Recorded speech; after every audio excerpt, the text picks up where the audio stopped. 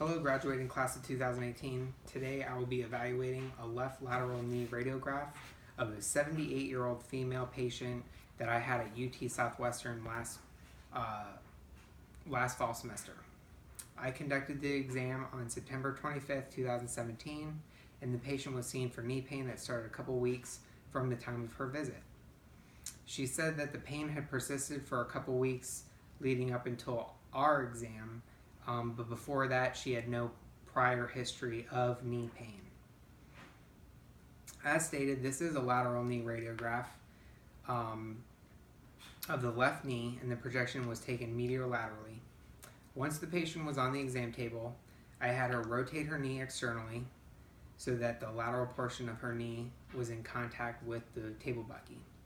I angled my tube head about 3 degrees cephalically and readjusted my bucky tray, and I had her put a slight bend in her knee, and I used the floating table to position her knee so that the knee joint was directly under the central ray. I used a 40-inch SID, or source to image distance, and exposed my patient using the AEC center cell, resulting in an exposure of 72 kVp and 6.7 MAS. The exposure index was 1.2, which fell directly in the departmental ranges of 0.5 and 2.0 for the GE digital room. In my image, I had all of the required anatomy to include the distal femur, the patella, and the proximal tib fib, or tibia and fibula, as you can see in the image. This is the distal femoral shaft. This is the tibia, fibula, and patella. The femoral condyle, when we're looking at an optimal radiograph, we want to see the patellofemoral joint and the knee joint open, which the patellofemoral joint is right here, and the knee joint is right here, the articulation between the femur and the tibia. We want those two joints to be open. We want the femoral condyles and the distal margins of the femoral condyles to be superimposed over one another. We want the fibular head to be about a 1/2 inch distal to the tibial plateau, which is the flatter surface on the end of the tibia, the most proximal portion of the tibia. And the fibular head should be about halfway superimposed by the tibia when looking at the posterior aspect of the knee joint. For my x-ray, the first error is the centering of the anatomy, which you can see by looking at the image. If I was to put my pointer right at the middle of the field of view, I'm just about 1 inch posterior to the actual knee joint itself, right in that soft tissue behind the knee. This could have obviously been fixed by just properly centering my patient to the ray, or centering my ray to the patient, vice versa. One of my second major issues was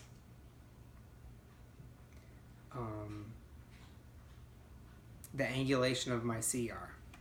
So with the angulation, I only used 3 degrees because I think I got mixed up thinking about a different radiograph when it really should have been between 5 to 7 degrees, which ultimately ended up with an unopened knee joint and a slightly magnified image of the condyle superimposing over the tibial plateau. The third error is insufficient collimation of the field of view. I exposed this patient too much as far as their tissue and surrounding areas when I only needed the knee joint and the distal 1/3 of the femur and distal or proximal 1/3 of the tib fib. I got a little bit more than what I needed in that, so I could have corrected that just by collimating in a little bit more. The fourth error that I had in this image is not enough rotation laterally. So you can see this is present by the fact that the adductor tubercle is visible on that medial condyle. If I had rotated just a little bit more laterally, that adductor tubercle should actually be superimposed with the lateral condyle. This could have been prevented due to the patient's thickness of their soft tissue in their leg and their knee area. The appearance of her knee being a true lateral was false, so I could have helped to correct this by maybe placing something underneath of their ankle to lift that leg up into a more true lateral position, because I couldn't just push down more on her knee, or I could have had her rotate up onto her left hip a little bit more to maybe throw a little bit more rotation of that knee in. The fifth and final error that I had was overflexing the knee. As you can see from the shaft of the femur coming straight down in the radiograph, there's definitely closer to a 45-degree angle from that femur is how the tib fib deviate from that femur. So we know we have more of like a 45-degree angle coming off on that knee, when the optimal degree of flexion is really 20 to 30 degrees. So I should have just had her straighten her. I should have told the patient to straighten out her leg a little bit, and that would have been the way to correct that error. Some of the technical issues, as I stated before, I use an AEC, and due to my centering error, I could have potentially have exposed I could have underexposed my patient for the x-ray. Luckily, we work in a digital age, and it was able to correct for any of those errors from happening in this particular radiograph, but that's just one of the errors that could have happened due to bad centering and the use of an AEC. Artifacts are not present in my radiograph either, but some common ones could be clothing that is really thick or has it's made of some sort of material that could show up in the radiograph. That could end up being an artifact that causes creases or potential lines that are not part of the patient's anatomy but show up kind of weird on the x-ray and might make that radiologist have a second look. Also, just to be aware, though they're not artifacts, the prosthetics can cause an unwanted brightness in your image. Also, if they are present, you have to include the entire prosthesis. Going into the radiologist's impression for this patient, the radiologist stated that the patient's chart, that there were no fractures or acute osseous or abnormalities. However, there was mild joint space narrowing involving the lateral patellofemoral compartments, with small spurring of the patella and minimal suprapatellar joint effusion, so some joint swelling. This means that there was fluid visible above the patellar joint.